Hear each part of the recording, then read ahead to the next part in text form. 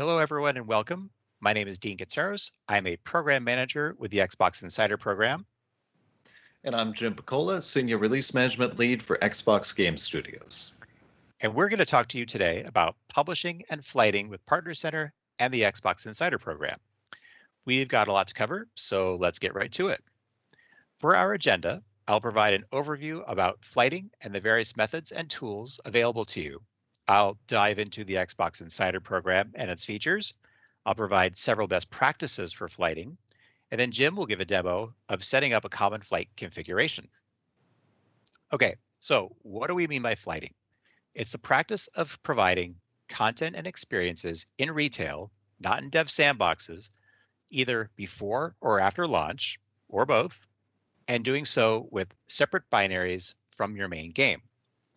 So when we say content and experiences, we mean games, and that applies to Xbox or Windows 10, or both.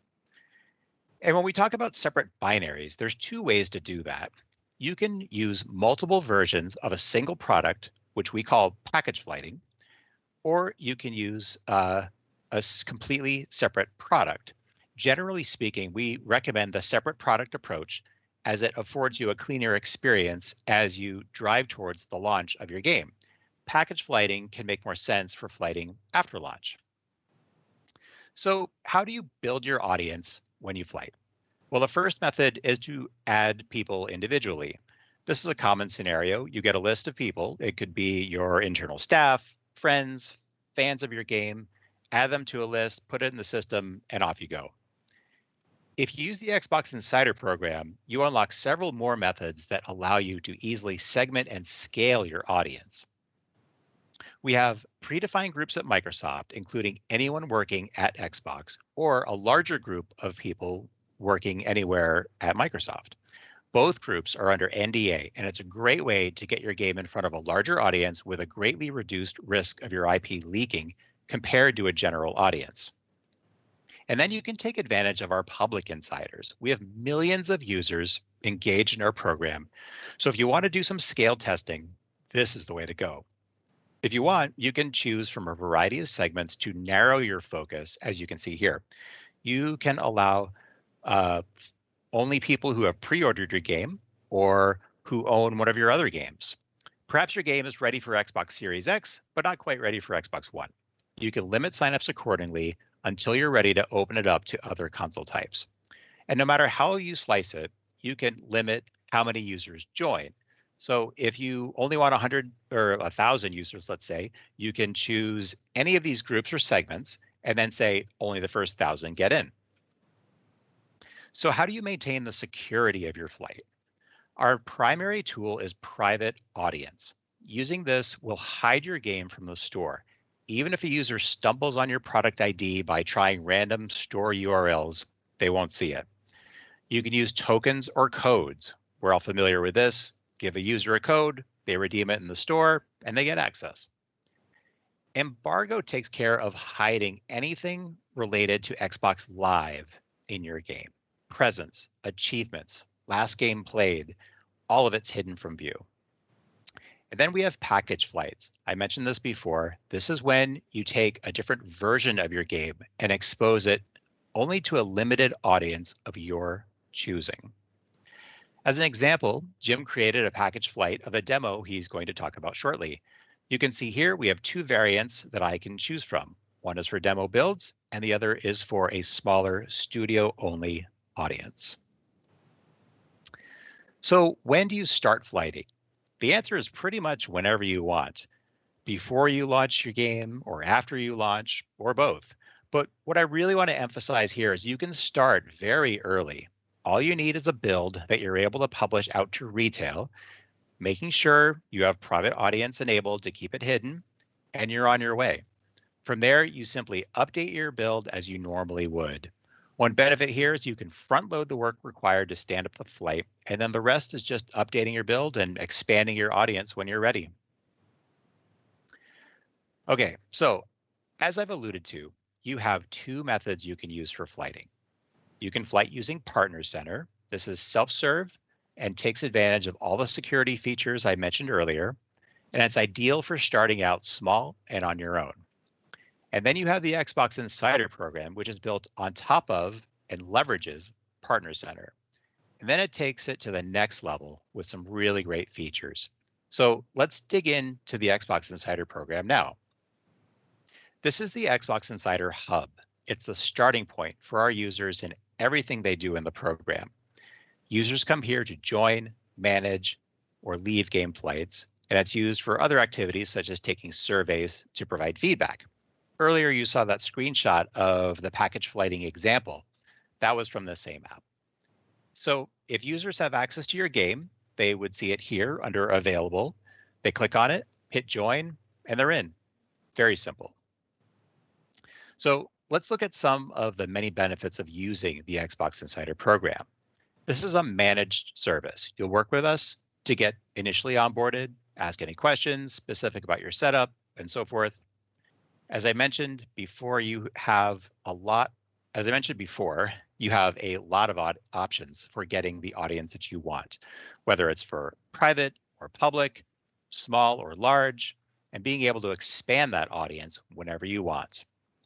For end users, as I mentioned, it's very easy to join your flight. This is a tried and true experience that our insiders are very familiar with.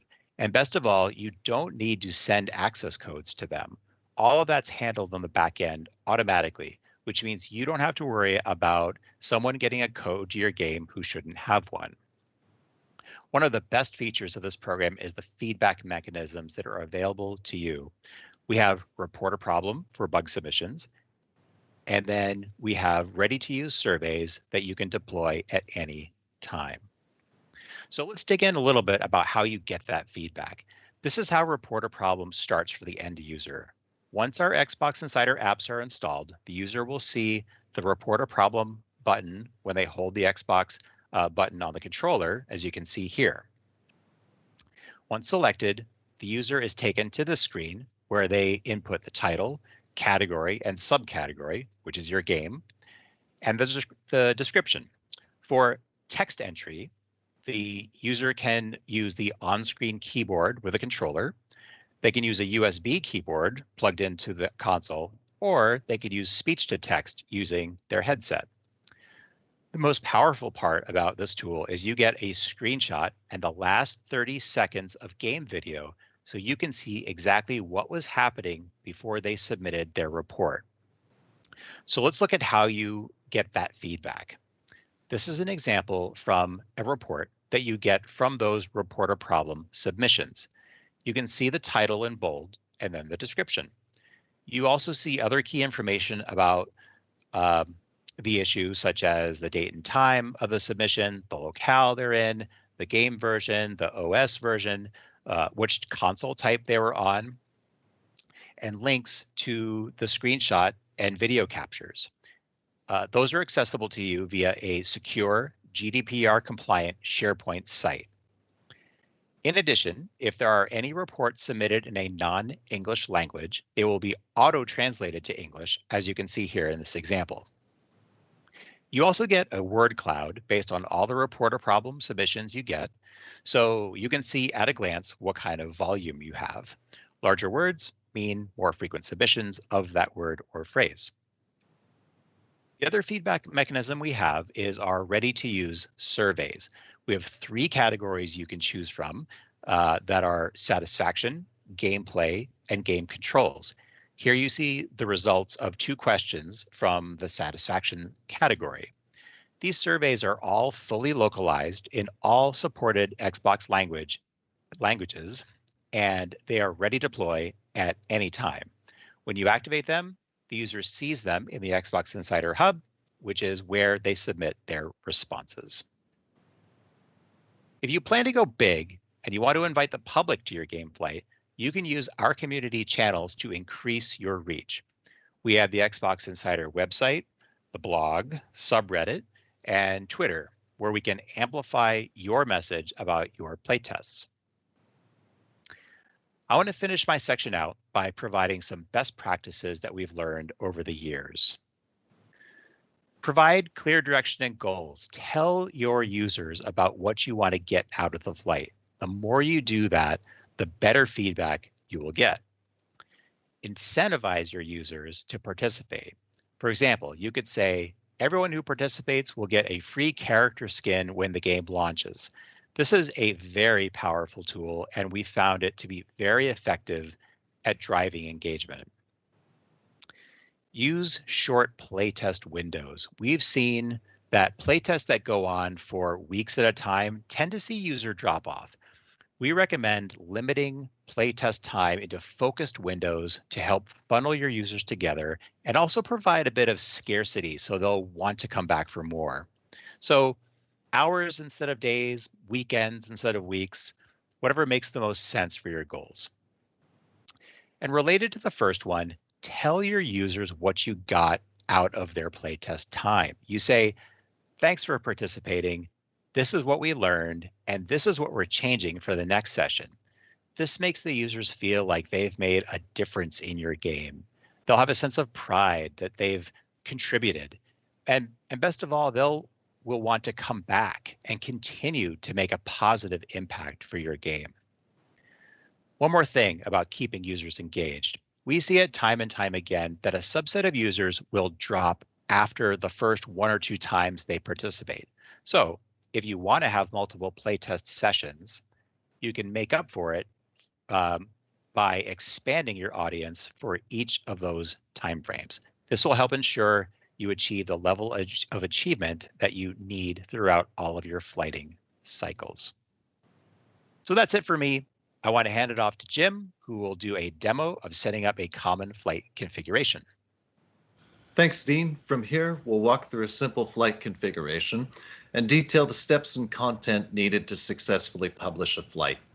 This should provide a good baseline that you can then continue to expand and iterate on if you'd like to really polish your flight presentation.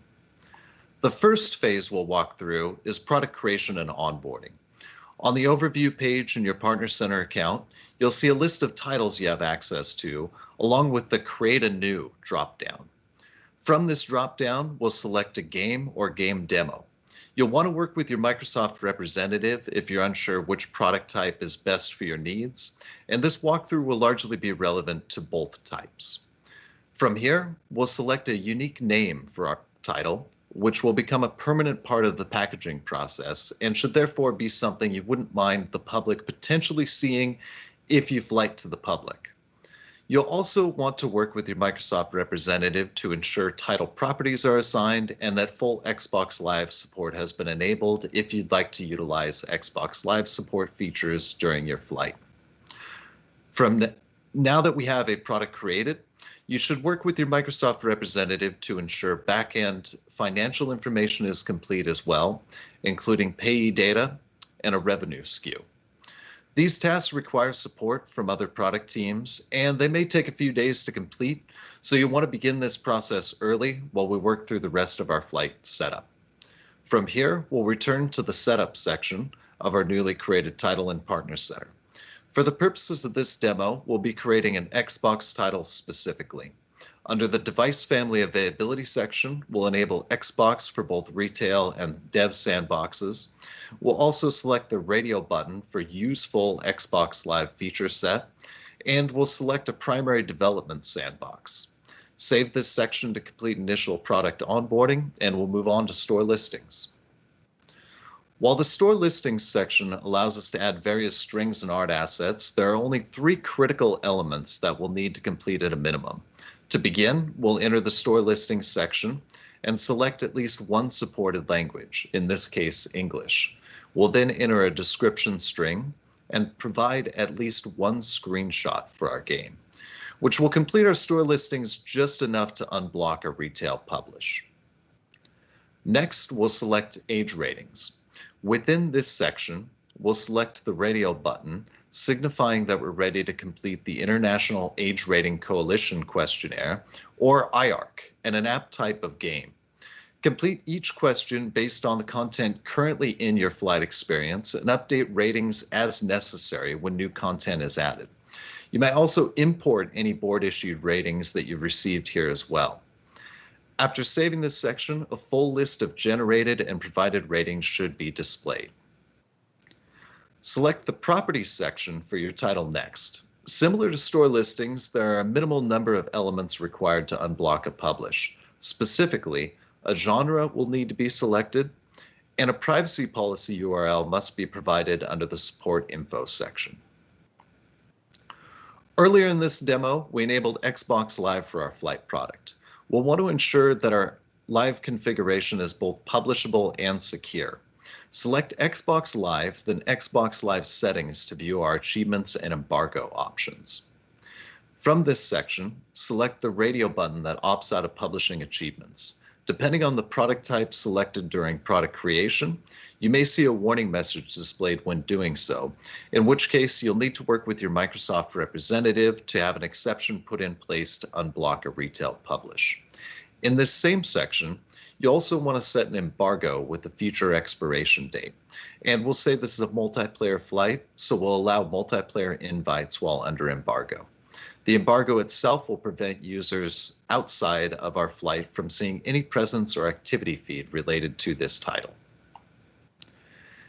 Now we'll move on to the packages section. You may drag and drop or browse to your build folder from the package upload UI. Given that we're conducting an Xbox flight, at a minimum, you'll need to upload a binary package, a corresponding encryption file, and a passing submission validator log. Exceptions may be granted on a case-by-case basis if there are failures in the subval log for a flight build, but each failure should be reviewed and understood before proceeding. While simple files aren't a hard requirement for a flight, we highly encourage uploading these as well to allow better stability analytics while flighting. We'll now define exactly who can see our flight through creation of a customer group. Select Engage, then Customer Groups to bring up the Group Management UI. We'll select Create New Group, give our group a descriptive name, and ensure that we're using a known user group, which is the first radio button and should be selected by default. Email addresses for the Xbox Live accounts you'll be using for flighting can be imported or input directly in the text field. Once your initial group of participants is complete, save this section. You'll see the new group is now displayed within your customer group list, along with the number of users and date of the last update to this group. We'll finalize our product configuration by selecting pricing and availabilities. Under this section, we'll configure one of the more important elements of our flight, the private audience. Just like the embargo prevents your Xbox Live configuration from being unintentionally exposed, private audience will protect your store listings and game binary in the same fashion. Under the visibility section, select the checkbox to enable private audience and select the customer group that we previously created. Be sure to leave End Private Audience restrictions on unchecked, as checking this and setting a date will trigger certification, which you may not be fully prepared for at this time. Under the scheduling section, we'll configure our title for immediate release and discoverability, as these settings will only apply to individuals within our private audience. We'll also set our base price to free to allow flight participants to easily acquire and download our flight product. Save this section and we'll move on to the certification questionnaire. The certification questionnaire can be found under supplemental info, then certification. Now is a good time to complete this section, as this is also required for a retail publish even if you aren't ready for certification. Simply answer each of the questions displayed and provide details where text fields are displayed. Responses can be placeholder for the purposes of an early flight, but don't forget to update these prior to certification, as not doing so will likely result in a delay during your first certification test pass. Now that we've completed our product configuration, we'll move on to Xbox Insider Program onboarding. You'll find this section under Services, Xbox Insider Program. If you receive an error when attempting to access this section, work with your Microsoft representative to enable this feature for your publisher account. Select Get Started to begin the onboarding process. For the first phase of onboarding, we'll provide contact info for the primary individual who will be managing this flight and a target start date. As noted previously, we'll be flighting on Xbox for the purpose of this demo. Select the audience size category and primary goals for your initial flight, followed by details for regional availability, game modes, multiplayer modes, and max number of players per multiplayer session. On the next page, we'll configure user-facing details for this flight, including the game title and description we'd like displayed within the Insider Hub. We'll also provide the gamer tag for the flight manager and a recipient for any user feedback collected during the flight. We can then select frequency of flight reports, enable different types of surveys, and display terms of use to each participant when they join our flight. After submitting your flight onboarding request, we'll need to pause here and wait for the Insider team to review our request. The Insider team will usually respond within 1 to 2 business days, and any questions regarding our configuration will be routed to the provided Flight Manager contact info. Once contacted, be sure to provide the Insider team with the private audience customer group that we created earlier to ensure all teams are working with the same audience members. Once approved, we'll need to return to the Insider onboarding UI and provide 3 assets.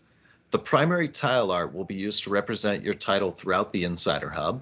The survey image will appear as a tile next to each survey you've enabled, and the background image will be displayed when viewing additional details on your flight within the Insider Hub.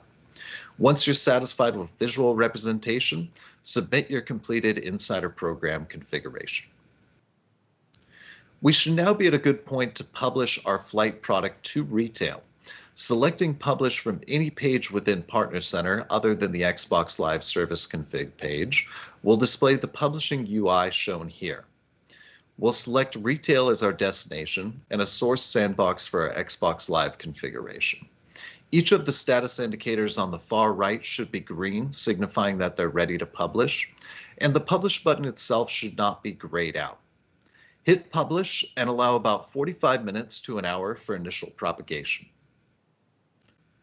Once our publish is completed and our flight is enabled, we usually conduct a quick round of validation checks before expanding the flight to a wider audience. By launching the Insider Hub, you should see an entry for your title, which you can select to join your flight. From there, we recommend verifying that surveys are visible within the Insider Hub and that you can link out to your store page by selecting Show in Store. After downloading the flight product, it's also always a good idea to verify that Xbox Live and multiplayer features are functioning as expected. We covered a lot of ground throughout this segment, and on the final slide of our demo, you'll find a quick summary of all critical elements required for flighting. You can use this to develop a checklist in the lead up to your flight to ensure no configuration steps are overlooked. Thank you for your time, and if you have any flighting-related questions, please reach out to your Microsoft representative and take a look at the resources available to you on the GameStack Live website.